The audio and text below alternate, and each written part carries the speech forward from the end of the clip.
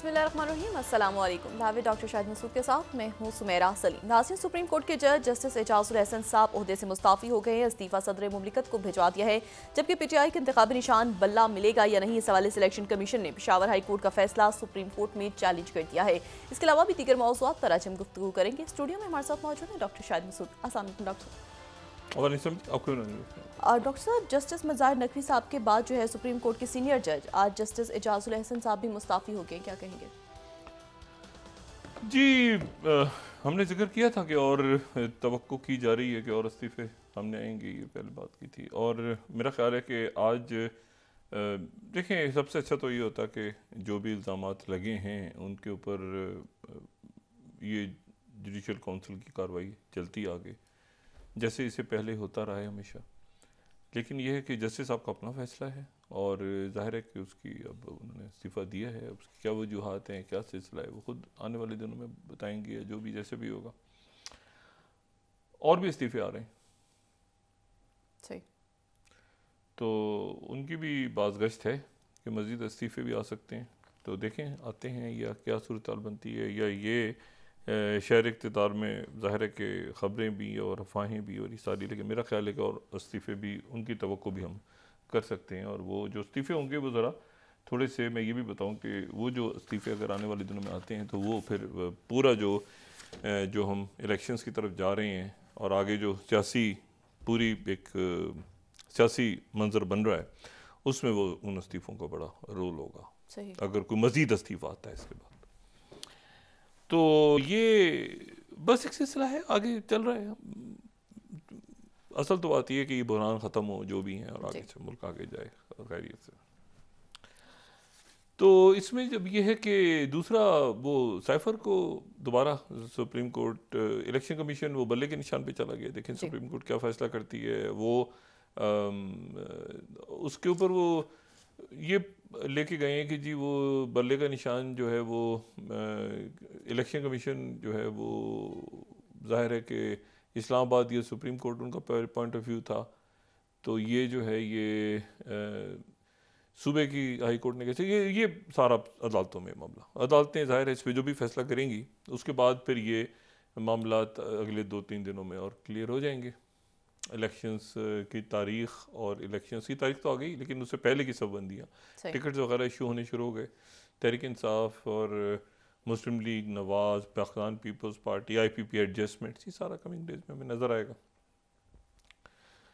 और इश्यूज़ पाकिस्तान के बतौर रियासत वही हैं, सिक्योरिटी, इकॉनमी और स्टेबिलिटी, और उसके साथ ही फिर मतलब है कि ये तमाम चीज़ें मरबूत हैं कि पॉलिटिकल विक्टिमाइजेशन से हट के किसी न किसी सतह पे अकाउंटेबिलिटी हो, और ये अकाउंटेबिलिटी हो और पॉलिटिकल विक्टिमाइजेशन ना हो, कि जो कि पहले होती रही। एक नुक्ता नज़र है और हमेशा से। तो बाकी जो है वो ये है कि वही इर्द गिर्द के वाक़यात बड़ा अहम किरदार अदा कर रहे हैं पाकिस्तान में होने वाले तमाम मामलात पे। 24 घंटों में बड़ी तेज़ डेवलपमेंट्स हो रही हैं पूरी दुनिया में, तेज़ तर हो गए हैं मामला। पहली बात तो यह है कि जो secretary Blinken, US secretary state secretary Blinken जो हैं वो बहरीन से इजिप्ट पहुंचे हैं, और इजिप्ट से वो आज जनरल सिसी से उनकी मुलाकात हुई है, जो वहाँ के प्रेसिडेंट हैं अब्दुल फत्ताह सिसी। और उसके बाद जो है वो वहाँ से वो गालिबन वापस चले जाएंगे। और ये उनका तवील दौरा था, और इसमें एक खामोश सफारतकारी, और जहाँ पर जंग बहुत ज़्यादा सख्त हो गई है और फैलती हुई नज़र आ रही है बज़ाहिर, ये बात मैं काफ़ी दिनों से कह रहा हूँ, वहाँ पर पस मंज़र में मुज़ाकरात भी जारी हैं। और वो मुज़ाकरात जो हैं वो मुज़ाकरात हैं दो रियासती फार्मूला किस तरह से होगा, कैसे उसको शक्ल दी जाएगी, क्या होगा। इस पे Saudi Arabia, Turkey, UAE, OIC, Europe के ममालिक और अमेरिका, चाइना, रशिया, सारी दुनिया जो है वो दो रियासती फार्मूले पे स्टैंड करती है। उनके ख़ुद-व-ख़ाल क्या होंगे अब ये हमने देखने आने वाले दिन। लेकिन उससे पहले 2-3 बड़े अहम वाक़यात हुए। एक तो ये कि जो मुज़ाकरात हो रहे हैं कायरा में भी हो रहे हैं, कतर में भी हो रहे हैं, और वो हो रहे हैं इसराइल के ये जो सिक्योरिटी इस्टेब्लिशमेंट है और जो सफारतकार हैं, अमेरिका भी है, अरब ममालिक भी हैं उसमें। उसमें कहाँ पर मामला रुका है, उससे पहले मैं 2 वाक़यात हुए हैं जो बड़े अजब से हुए हैं। एक वाक़या तो बहुत ही, दोनों ही बल्कि अजीब से हुए हैं। एक तो ये हुआ है कि एक जो यूनाइटेड नेशंस का हेलीकॉप्टर, ये यूनाइटेड नेशंस का जो हेलीकॉप्टर है, यूनाइटेड नेशंस अक़वाम मुत्तहिदा की जो अमन फ़ौज है, वो दुनिया में बहुत जगहों पे अपने फ़राइज़ सर अंजाम दे रही है। और बकौल अक़वाम मुत्तहिदा के अपने आदाद शुमार के, दुनिया में जहाँ पर अक़वाम मुत्तहिदा की अमन फ़ौज काम कर रही है, उनमें सबसे ज़्यादा अगर कहीं मुश्किल जगहों पे किसी मुल्क की फ़ौज ने, और कई सालों से, तो वो जो है वो पाकिस्तान है। और ये जो वाक़या है जिसका मैं ज़िक्र कर रहा हूँ, अक़वाम मुत्तहिदा का एक हेलीकॉप्टर उस सोमालिया में, उसमें टेक्निकल एरर उसमें आ गया, कोई प्रॉब्लम उसमें हो गया होगा, तो जहाज़ को, हेलीकॉप्टर को, अक़वाम मुत्तहिदा के हेलीकॉप्टर को क्रैश लैंडिंग जो है वो करनी पड़ी। क्रैश लैंडिंग जो करनी पड़ी तो उसमें जो है वो, उस क्रैश लैंडिंग वहाँ पर अक़वाम मुत्तहिदा की फ़ौज मौजूद है, पाकिस्तान ज़रूर होगा। ये सोमालिया अक़वाम मुत्तहिदा हेलीकॉप्टर, तो फिर सबके जहन में आ जाएगा ब्लैक हॉक डाउन, जो एक हॉलीवुड की एक मूवी बड़ी ज़बरदस्त बनी थी, जिसमें मोगदिशो के अंदर, उस वक्त जब मोगदिशो दारुल हुकूमत है सोमालिया का, वहाँ पे जब खाना जंगी हो रही थी, तो वहाँ पर ब्लैक हॉक डाउन अमेरिका का एक हेलीकॉप्टर जो है, लेकिन उस वक्त वो अक़वाम मुत्तहिदा का हेलीकॉप्टर नहीं था, वो अमेरिका का हेलीकॉप्टर था। तो ब्लैक हॉक डाउन जो है वो जब हुआ था, तो उसके बाद उसको बचाने के लिए अमेरिकन हेलीकॉप्टर्स गिर गए थे, क्रैश हुए थे। पीछे इनके जो सोमालिया के जो मुख्तलिफ वहाँ पे जो वॉर लॉर्ड्स और ये सारे, और फिर फिल्म में इतना नहीं है, वो फिल्म काफ़ी, उसके जो आखिरी मनाजिर हैं उस फिल्म के, वो फिर पाकिस्तानी बचाते हैं अमेरिकन फ़ौजियों को, उस मूवी के अंदर भी। लेकिन ये है कि वो फिल्म में वो काफ़ी छोटा, वो उससे बड़ा मंजर है।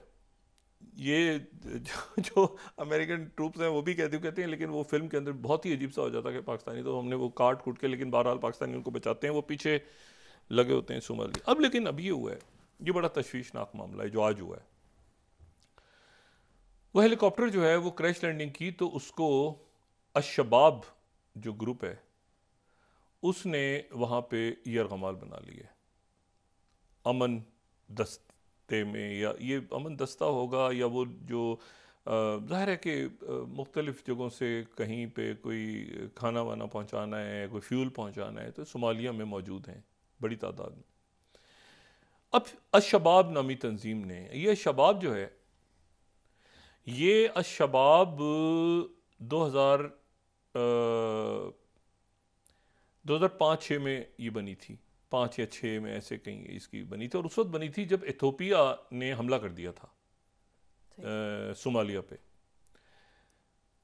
कौन सा इथोपिया? वो इथोपिया जिसने अभी सोमाली लैंड से मुआहदा किया है। तो इथोपिया की फ़ौज ने सोमालिया पे हमला कर दिया था, तो यहाँ से सोमालिया से जो लोग लड़े थे इथोपिया के साथ, तो वो नौजवान थे, तो नौजवानों का नाम पड़ गया शबाब यानी यंग जो उनका कहते हैं। तो शबाब जो है वो एक फिर मिलिटेंट ऑर्गेनाइजेशन बन गई, और चूँकि सोमालिया एक फेल स्टेट है, बिल्कुल वहाँ पे सर पैर है नहीं कोई चीज़ों का, तो वहाँ पर ये हुआ कि शबाब जो है वो उसने फिर उसका फिर फड्डा पड़ा, और फड्डा उसका पड़ता गया, और वो वहाँ पे कुव्वत पकड़ते गए। कूद पकड़ते गए और फिर उसके बाद उन्होंने वहाँ पर ये हुआ कि उन्होंने 2012 में उनके जो हैं सरबराह थे इनके अदन हाशी फरा आर्यो, इनको ड्रोन अटैक में ये इनको मार दिया था। उसके बाद ये हुआ कि 2012 में, ये मैं बात कर रहा हूँ post Osama bin Laden, Osama bin Laden की मौजूदगी में नहीं, उसामा बिन लादेन के बाद 2012 में अशबाब ने ऐलान किया कि हम तो अलकायदा के साथ हैं। अच्छा, उस वक्त दाइश चूँकि उसने कोई शक्ल नहीं इख्तियार की थी, दाइश तो बाद में उठी है ना, तो 2012 में इन्होंने ऐलान कर दिया कि हम अलकायदा के साथ हैं और इनकी तस्वीरें वगैरह आनी शुरू हो गई अयमन ज़वारी के साथ।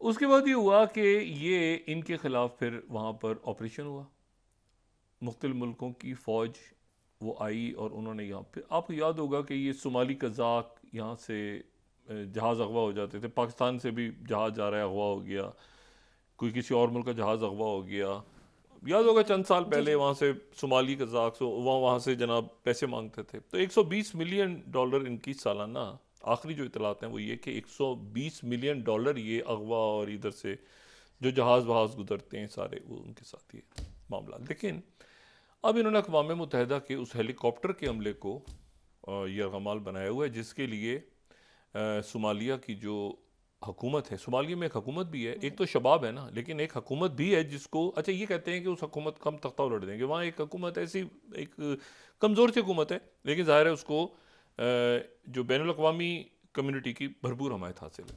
तो वो जो हैं वो उनके जो वहाँ सदर हैं उन्होंने कहा है कि हम कार्रवाई करेंगे और अक़वाम मुत्तहिदा के लोगों को छुड़ाएंगे। ये मेरा ख्याल है कुछ ज़्यादा ही मसला ये ख़राब हो गया। ये कोई नज़रिया वज़रिया नहीं होता, ये जराइम पेशा नासिर होते हैं और ये इस तरह से जहाज़ों से लूटना और ये रमाल और पैसा बनाना।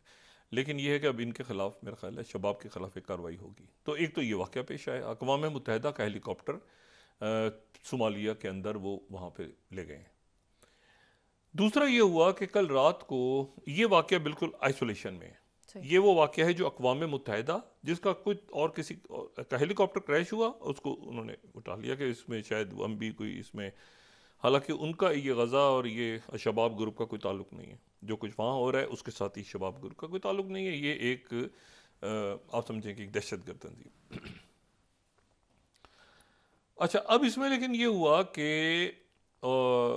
अक़वाम मुत्तहिदा है ना, इसमें तो उनका जो, और ख़ास तौर पे इस दफ़ा जो रोल रहा है अक़वाम मुत्तहिदा का, देखें उनके सेक्रेटरी जनरल का और बाकी लोगों का, वो जहाँ तक जा सकते थे वो गए। अब पूरी दुनिया ही गई गज़ा के लिए जो वहाँ मज़ालिम हो रहे हैं।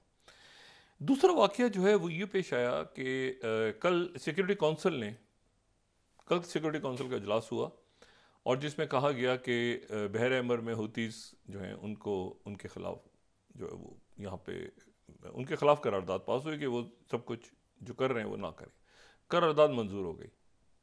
15 अरकान होते हैं अक़वाम मुत्तहिदा की सिक्योरिटी काउंसिल में, P5 परमानेंट, 5 मुल्क जो कि दूसरी जंग अज़ीम में जीते थे और 10 जो हैं वो नॉन परमानेंट मेंबर्स होते हैं। तो 2 मुल्कों ने उस सिक्योरिटी काउंसिल के इजलास से गैर हाजिर रहे, ना उन्होंने हाँ में वोट डाला और ना में डाला कि हुती जो कुछ कर रहे हैं, हुतीज़ के खिलाफ कोई भी करारदाद पास तो हो गई। वैसे तो 4 मुल्क गायब हुए, गायब से मुराद ये गैर हाजिर है, लेकिन उस करारदाद की मंजूरी के वक्त रशिया और चाइना दोनों उठ के चले गए, तो करारदाद मंजूर हुई उनके बगैर। कहते हैं पॉइंट टू बी नोटेड कि करारदाद जो है ये इसमें चाइना और रशिया ने एब्सटेन किया। ये करारदाद जो है ये जैसे ही इस करारदाद की मंजूरी का मामला आगे चला तो उसके साथ ही फिर ये हुआ कि थोड़ी देर के बाद, फ़ौरन ही, ज़्यादा तो ज़ाहिर है कि कुछ ही देर लगी इसमें, और इसमें जो है वो एक और जो कंटेनर है बड़ा, वो बयान होता है कि 5 से 10 निकाब पोश उस जहाज़ पे उतरे और उस जहाज़ को उन्होंने अगवा कर लिया। और ये अगवा किया उन्होंने, ये यानी अभी तक अगवा होने वाला ये दूसरा जहाज़ है जो कि जिसके बारे में इल्म है। और ये खलीज अदन से अगवा हो गया, और अगवा होने के बाद ये जो है अब बाकी जो मुल्क हैं वे कह रहे हैं कि ईरान की तरफ जाता उसको देखा गया है, कुछ कह रहे हैं यमन की तरफ, लेकिन एक और कंटेनर। और ये उस वक्त अगवा हुआ है कि जब करारदाद मंजूर होने के बाद, और जो 21 ड्रोन, जो कल हमने सेंटकॉम का बताया था कि 21 वहाँ पे ड्रोन और एंटी शेप और बैलिस्टिक और ये और वो, तो उसके फ़ौरन बाद ये दूसरा जहाज़ जो है वहाँ से अगवा हो गया है। और ये एक बड़ी तशवीशनाक बात है कि ये पूरी अब डिस्टर्ब हो गई है जो ये शिपिंग लें, क्योंकि इसमें ये उस वक्त हुआ जब, और इसका नाम जो है सेंट निकोलस के नाम से ये जहाज़ है। ये यूनान का इसकी जो मलकियत है वो यूनान की बयान होती है। और ये जो सेंट निकोलस है ये Suez canal 1,45,000 ton crude oil लेके जा रहा था, बड़ा कंटेनर। और ये स्विस कैनाल से गुजर के जब आगे आया तो इस जहाज़ को ले गए, अब या तो यमन के किनारे ले गए गालिबन, या बस ये उनके पास है। सही। और मार्शल आइलैंड का इसके ऊपर जो है वो परचम बना हुआ था। और अगर हम इसकी वो दिखा सकें जो इसकी एग्जैक्ट इनकी लोकेशन का वो जो बताया है जो शिपिंग लेन्स के बारे में, अगर वो बता सकें, वो लोकेशन भी इन्होंने बताई कि जहाज़ यहाँ से जा रहा था, यहाँ से हुआ, तो वो एक अब ये जो सेंट निकोलस है ये जहाज़, ठीक है ना, तो ये बरतानिया की जो वार्निंग उन्होंने कहा कि इंसिडेंट जो है ये सोहार, ये ओमान की बंदरगाहों से authorities advise to transit with caution. अच्छा, ये इंसिडेंट जो है ये था कि वो जहाज़ अगवा हो के, और ये बाकी मुल्क कह रहे हैं कि ईरान की, यानी जो रॉयटर्स वगैरह हैं वो कह रहे हैं ईरान की नेवी ने छोटा सा बयान जारी किया कि हाँ हमने किया है, लेकिन कोई प्रॉपर क्लेम नहीं हुआ अभी तक। बाहर से इल्ज़ाम लगाया जा रहा है ईरान ने किया है, नहीं किया अभी तक वाज़ेह नहीं है। ईरान की तरफ से कोई ऑफिशियल स्टेटमेंट इस पर नहीं आई, लेकिन वहाँ से इल्ज़ाम लग रहा है कि ईरान ने किया, वो ज़ाहिर है कि होती इसके वाले से। तो दूसरा वाक़या ये पेश आया, और ये वाक़या जो है ये उस यमन के की तरफ से जो 21 मिज़ाइल्स थे, और फिर अक़वाम मुत्तहिदा की जो करारदाद की मंजूरी थी उसके फ़ौरन बाद ही हुआ। और सेक्रेटरी ब्लिंकन उस वक्त यहीं थे, यानी मशरिक़ वस्ता के दौरे में ही थे। तो अब एक तो वो गैलेक्सी लीडर वो नवंबर से इनके पास ही खड़ा है, वो जिसके ऊपर इन्होंने टिकट लगाए हुए बच्चे खेलते हुए नज़र आते हैं, वो जहाज़ इधर ही है। दूसरा जहाज़ ये भी आ गया, इस पे जो अक्सरियत है अमले की वो फिलिपाइन के लोग हैं, तो वो ज़ाहिर है कि उनको कोई नुकसान भी नहीं पहुंचना चाहिए, और ये शिपिंग लेन्स खुलनी चाहिए, क्योंकि ये इसकी वजह से दुनिया में एकदम से जो है वो बहुत ज़्यादा प्रॉब्लम्स पैदा होंगे। तो ये मेरा ख्याल है कि इसके ऊपर, लेकिन यमन के हूतीज़ ने आज एक बयान जारी किया है, स्टेटमेंट, और उनकी स्टेटमेंट ये है कि जो भी कुछ हो रहा है, जो भी कुछ हो, जैसे भी मामलात हों, यमन के साथ वो हूतीज़ के ख़िलाफ़ कार्रवाई होती है, जो भी होता है हूतीज़ जवाब देते हैं। हमारा सऊदी अरेबिया और जो बाकी अरब ममालिक हैं उनके साथ मुआहदा कायम रहेगा, किसी सूरत हमारा मुआहदा नहीं टूटेगा।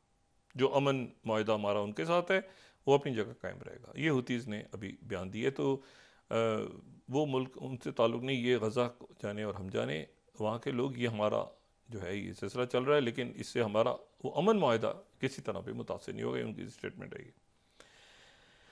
तो ये दूसरा वाक़या है जो मेरा ख्याल से कि, लेकिन उसके साथ ही और तीसरी बात, आलमी अदालत में आज मुकदमा चलना शुरू हो गया इसराइल के ख़िलाफ़।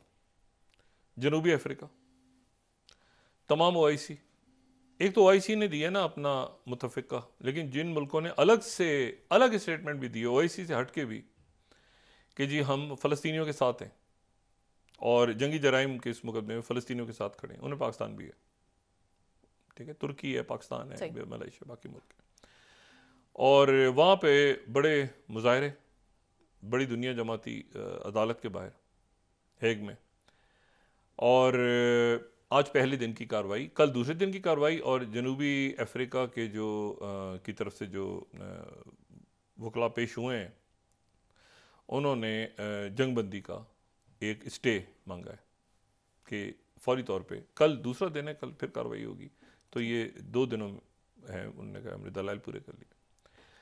इसराइल के जो लोग गए हैं उन्होंने एक अजीब व गरीब किस्म की वहाँ पे दलील दी है,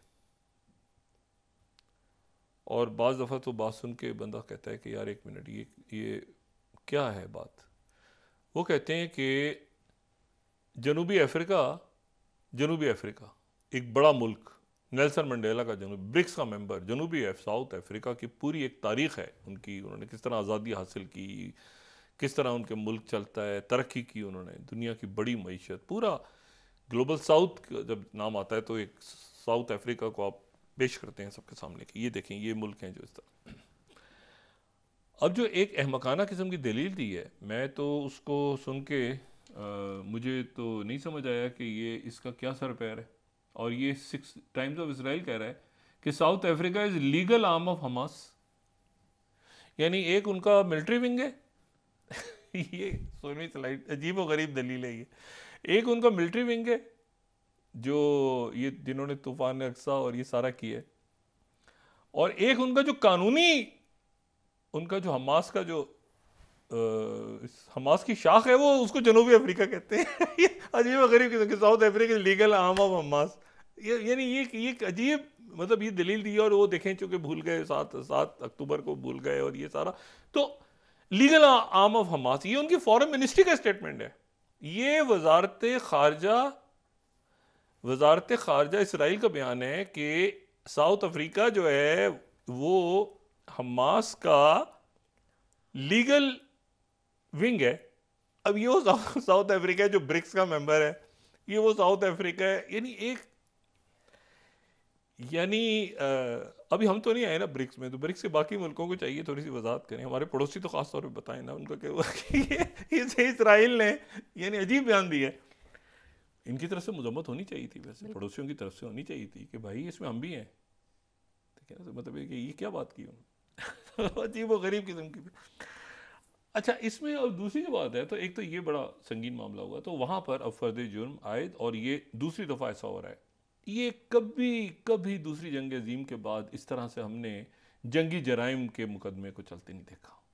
ये जर्मन का जो ट्रायल्स हुए थे नाजी जर्मन के, या उसके बाद हमने देखा था यूगोस्लाविया वगैरह, ये बड़े अरसे के बाद ऐसा हुआ है कि कोई मुल्क किसी मुल्क को खींच के दूसरा मुल्क, और बड़ा मुल्क, तगड़ा मुल्क, वो जंगी जराइम की अदालत में ले गया।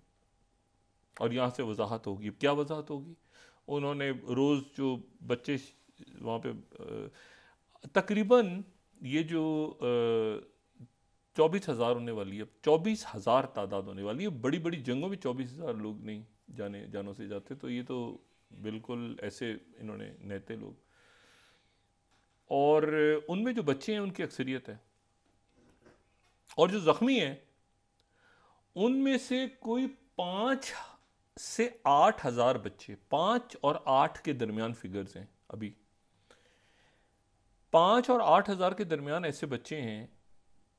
और ये मैं बता रहा हूँ बात 12 साल से कम उम्र, 12 साल से कम उम्र, जिनका एक हाथ और एक पैर या आंखें या जो सारी ज़िंदगी के लिए माजूर हो गए, यानी ज़ख्मी, हम कहते हैं ना इतने ज़ख्मी हो गए। तो ये ज़ख्मी होने की नौयत ये है, ये तो जिस्म पे के ऊपर रीढ़ की हड्डी किसी की गई, किसी की आंखें गई बच्चे की, किसी के बाजू काटने पड़े उनको, कोई इस तरह के वो ज़ख्म है। और ये चूँकि फॉस्फोरस वहाँ पे इस्तेमाल हुआ है, और इनको बहुत बड़ी तादाद में, ज़्यादा जो इनकी एड जारी आज भी बहुत बड़ी तादाद में वो यूएई की तरफ से मदद हो रही है, बाकी सारे मुल्क पूरी दुनिया। और मैं इसमें वही बात है कि इसमें आप देखें तो आपको लगता है कि इंसानियत अभी जो है ना वो उसका मतलब मसलक, मज़हब सब, आपको यूरोप, अमेरिका, इधर उधर लोग सारे जनाब वहाँ पर ट्रक के ट्रक लाइनें लगा के इंतज़ार कर रहे हैं कि ये क्रॉसिंग खोले के जितना गज़ा की और अंदर हो जाएं और उनको इमदाद पहुँचाएँ। तो ये अब आलमी अदालत के अंदर केस चल रहा है। एक टैंकर इधर खड़ा हो गया, दूसरा आके यमन के, एक पहले खड़ा था, दूसरा आज आ गया। एक वो हेलीकॉप्टर अफसोसनाक वाक़या, उसको ये दो चीज़ों को अलग ना मिले, ये दो चीज़ें अलग हैं। वो शबाब जो है ऑर्गेनाइजेशन, वो अक़वाम मुत्तहिदा के लोग और वो पाकिस्तानी वहाँ पे, तो वहाँ ये जो अमन, ये पीस है ना, पीस का जो मामला है, हम पाकिस्तान अक़वाम मुत्तहिदा में कभी फ़ाल होता है, कभी नहीं होता, कभी आवाज़ उठाता है, कभी नहीं उठाता, मुख्तलिफ चलती रहती है पाकिस्तान की कोई, लेकिन जो अक़वाम मुत्तहिदा की जो पीस कीपर्स हैं ना, उसमें पाकिस्तान सबसे ज़्यादा और ख़तरनाक जगहों पे है। यानी ऐसी जगहों पे जहाँ दूसरे मुल्क के लोग कहते हैं कि हमने नहीं जाना, तो पाकिस्तान के फ़ौजी वहाँ पहुँचे होते हैं। बाकी जगह आप कह सकते हैं कि जी अभी, लेकिन आपको फ़ाल नज़र आए मुनीर अकरम साहब की स्पीच, बाकी पाकिस्तान ने तगड़ा स्टैंड लिया हुआ है वहाँ पे, अक़वाम मुत्तहिदा में भी, OIC में भी। इतना तगड़ा स्टैंड मैंने कभी फ़लस्तीन के लिए लेते नहीं देखा पाकिस्तान को बतौर रियासत, कि जी आपकी जो है वो यहाँ पे अस्करी क़यादत, यानी अस्करी क़यादत भी कोर कमांडर्स मीटिंग में भी डिस्कस हो रहा है, हुकूमत भी कर रही है, पार्टियां भी कर रही हैं, मुजाहरे सब ने किए, सारी अक्रॉस द बोर्ड। तो ये जो है ना, ये पाकिस्तान बतौर एक रियासत, पूरा मुल्क जो है इस वक्त खड़ा है उस पूरे ब्लॉक तो नहीं कहूँगा, उस पूरी दुनिया में जो कि पूरी एक, यानी हम एक उसका हिस्सा हैं जो हम खुल के कह रहे हैं कि वहाँ पे ये कत्लेआम हुआ है, जेनोसाइड केस भी यही है, और इसीलिए पाकिस्तान ने अलग से हमायत की है। जेनोसाइड के जो केस है उसमें अलग से पाकिस्तान ने भी हमायत का ऐलान किया। तो ये तो हो गए। अब पीछे क्या हो रहा है? पीछे ये हो रहा है कि टॉक्स हो रही हैं, और इसमें जो एक तो सेक्रेटरी ब्लिंकन है, लेकिन जो मैं उनका पहले भी जिक्र कर चुका हूँ और मैं दोबारा उनको दाद देता हूँ कि इतने मुश्किल हालात में ये जो एमॉस होस्टिन है, एमॉस होस्टिन वो हैं जो, जिनका मैं जिक्र करता हूँ कि वो जो कि एनर्जी को देखते थे, एनर्जी को देख रहे थे और अब जो है मुशीर बन गए हैं, और ये इनके बैरूत में, वो फिर बैरूत में, और वो हिजबुल्लाह जो है वो रिस्ट्रेन करे। अभी तक हिजबुल्लाह को उन्होंने, हिजबुल्लाह ने ये जो कुछ हुआ है, क्योंकि असल इशू ये होता है इसमें कि जब लॉन्ग टर्म स्ट्रेटजी बन रही होती है ना पूरे खित्ते की, और एक पूरा नक्शा बन, तो उस वक्त ये होता है कि फिर उस वक्त आप कहाँ पे क्या करना है और कहाँ पे रिस्ट्रेन करना है, ये बड़ा ज़रूरी है। तो अब चूंकि मजाक तो प्रेशर तो बनाया हुआ है इन्होंने, अच्छा उधर हम हिजबुल्लाह ने ये नहीं कि उन्होंने भी फड़का के रखा हुआ है शुमाली इसराइल के इलाके को, लेकिन जो कुछ हुआ है बैरूत में उसके बाद तो वो आगे नहीं आए, मतलब वो तो आ जाते तल अवीव तक, वो रुके हैं, जंग फैलने से रोक गई हुई है उन्होंने। और उसमें जो है वो तुर्की का बहुत बड़ा रोल, पाकिस्तान का, पाकिस्तान तो मैंने कहा ना कि पाकिस्तान एक मुल्क भी इस वक्त ऊपर नीचे नहीं हुआ, ईरान, सऊदी अरेबिया, यूरोप, कमाल की बात, अमेरिका, उनके लोग रिजाइन कर गए, स्टेट डिपार्टमेंट से आ गए, और तो ये सारा जो है अब इसमें टॉक चल रही है। और उससे पहले दरमियान में ये भी ध्यान में रखें कि कल रात को 3 जो हैं वो सदूर मिले, एक बादशाह 2 सदूर, और उन्होंने खाना खाया इकट्ठे और फिर एक बयान जारी किया। वो कौन थे? वो थे जनरल सीसी।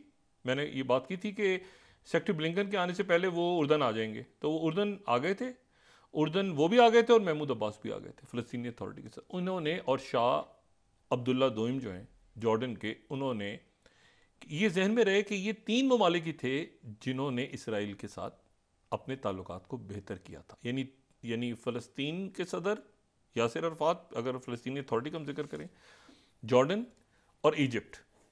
अब इजिप्ट, ये मसला फंसा कहाँ हुआ है, मैं 2 मिनट लूँगा सिर्फ। एक है फिलाडेल्फी कॉरिडोर। फिलाडेल्फी कॉरिडोर ये है कि जो नक्शे पे अगर हम देखें ना, गज़ा और जो मिस्र और गज़ा, जहाँ पे रफ़ा का बॉर्डर है, रफ़ा क्रॉसिंग है, तो वहाँ पर एक बफर जोन है। बफर जोन से मुराद ये है कि एक ऐसी पट्टी है बारीक सी कि वो पट्टी जो है नो मैन लैंड है। मतलब मिसाल के तौर पे इस तरह समझें कि यहाँ से अगर जो है वो मदद जाती है, अच्छा रफ़ा क्रॉसिंग भी इसी में, ये रफ़ा और मिस्र के दरमियान है। यहाँ से जब इसराइल की फौज निकली थी 2005 में, तो ये मिस्र के पास आ गया था, ये फिलाडेल्फी कॉरिडोर। इसराइल ये कह रहा है कि ये हमें दिया जाए, इसको मिस्र ने मानने से इनकार कर दिया और ये मिस्र नहीं देगा, किसी सूरत भी नहीं देगा। ठीक है, तो इस तरह यहाँ पर चीज़ें अटकी हुई हैं और नेतन्याहू साहब ने आज वजाहत की है कि हम किसी तरह से किसी भी सूरत में गज़ा में हम जो है ये 2 रियासतें बनाने पे आगे चलना चाह रहे हैं। सेक्रेटरी ब्लिंकन ने बहरीन में भी बात की है, सऊदी अरेबिया में बात की है कि 2 रियासतों के ऊपर हम आगे जा रहे हैं। 2 स्टेट सॉल्यूशन वो यहाँ से बात करके गए हैं और नेतन्याहू के साथ मीटिंग की प्रेस स्टेटमेंट भी नहीं आई, यानी जो प्रेस रिलीज आती है ना वहाँ से, वो नेतन्याहू के साथ मुलाकात की आई नहीं कि नेतन्याहू के साथ मुलाकात में क्या हुआ है। मतलब है कि स्टेट डिपार्टमेंट ने वो प्रेस स्टेटमेंट ही नहीं जारी की, क्योंकि मैंने कल ही बताया था कि तब बात हुई और खुल के बात हुई कि भाई ऐसे करो वरना वो उधर से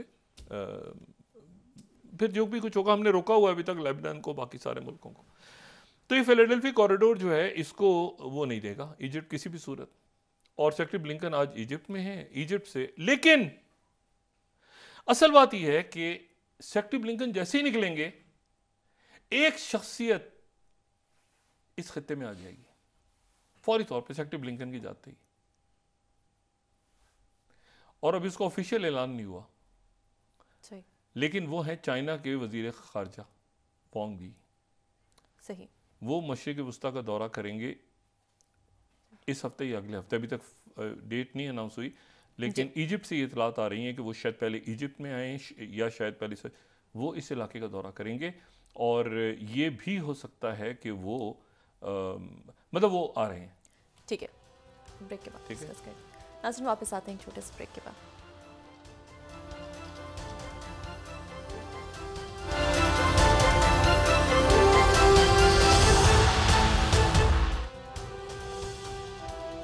वेलकम बैक नाज़रीन। डॉक्टर साहब, मुस्लिम लीग नून ने रावलपिंडी, गुजरावाला समेत जो दीगर ज़िला हैं वहाँ पर कौमी और सूबाई असम्बली की नशिस्तों पर उम्मीदवारों का ऐलान कर दिया है, जबकि IPP और काफ लीग के कई हल्के ऐसे हैं जिनको खाली छोड़ दिया है, क्या कहें? ये अभी आपस में बातचीत चलेगी और फिर उसमें देखते हैं कौन विड्रॉ कहाँ से होता है, कैसे अलाइंसेस कैसे बनते हैं, मुस्लिम लीग नून के साथ क्या है।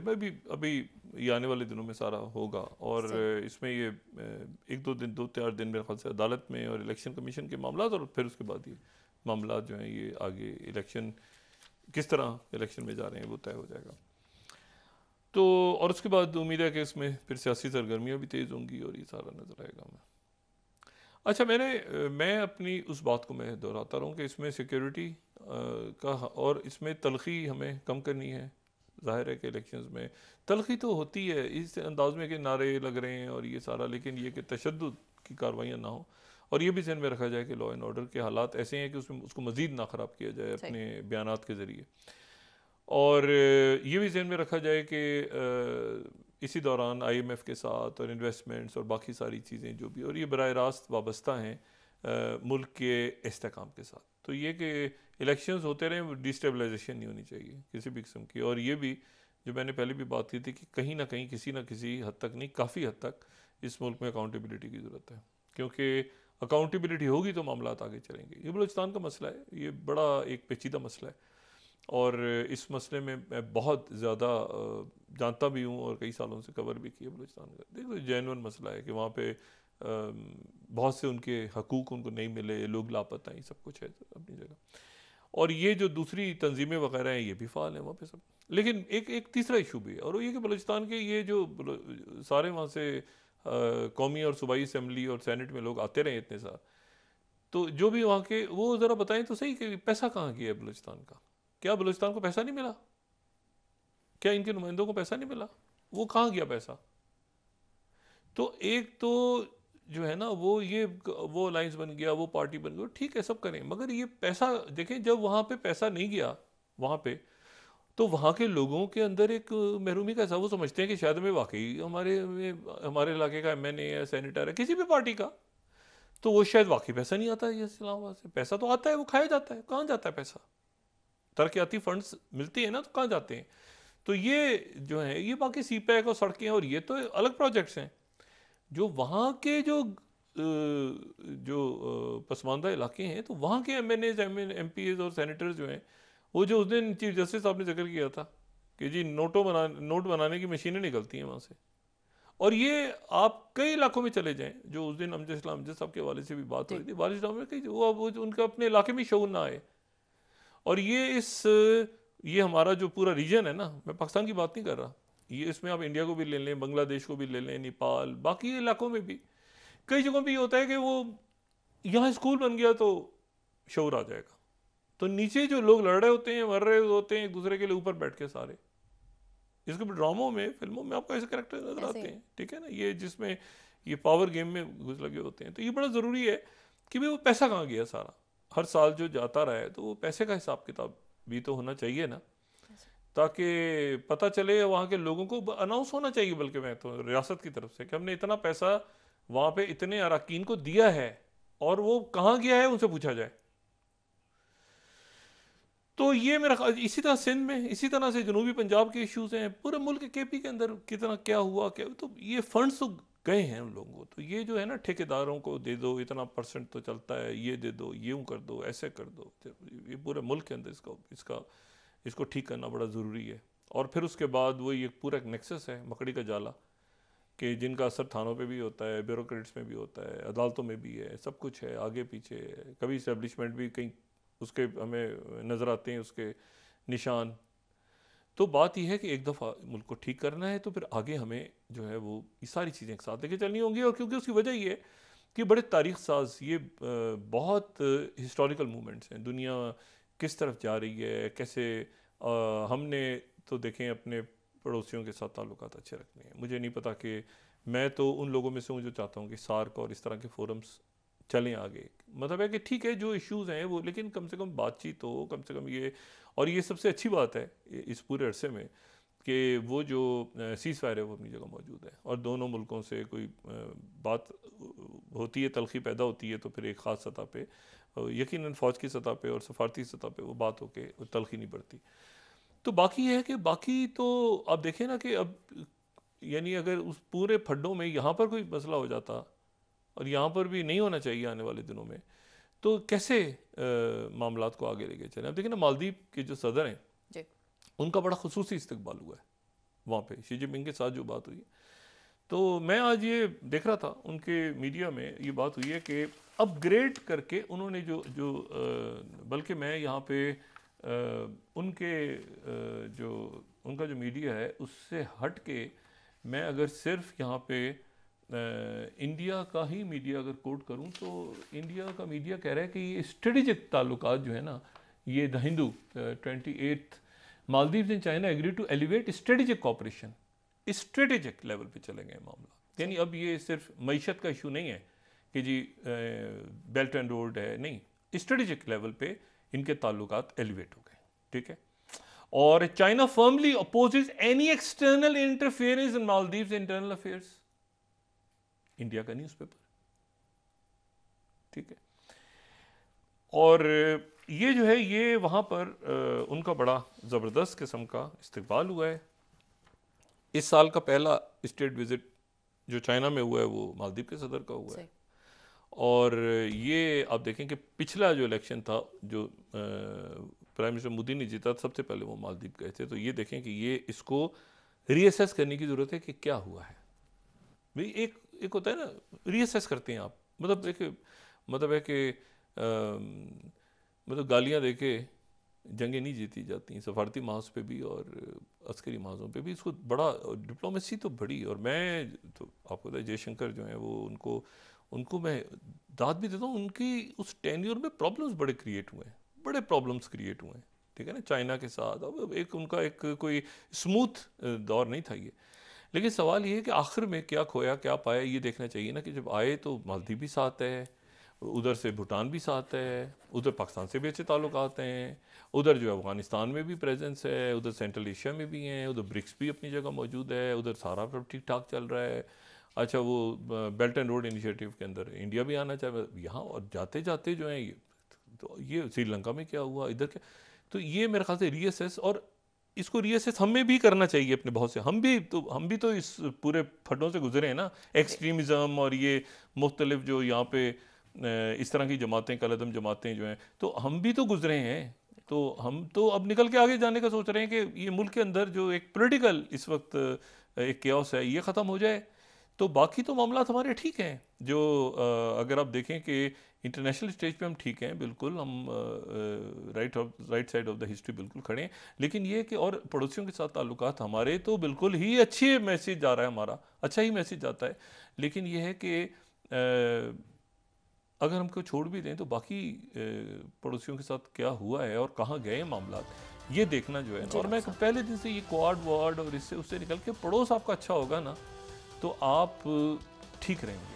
मतलब वो दुनिया के दूसरे कोने में जाके आप दोस्तियाँ कर रहे हैं तो वो तो